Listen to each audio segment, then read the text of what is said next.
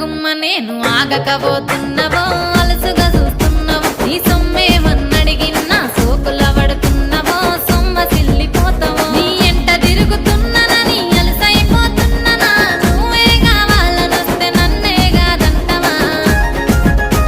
ఓ పిల్లగా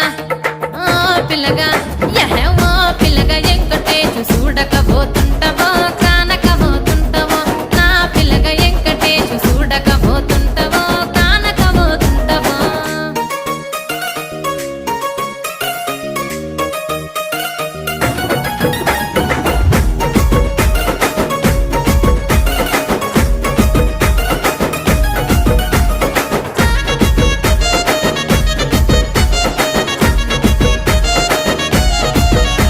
ఓయ్ కండ్లకు కాటుక వెడితే కన్యాకుమారి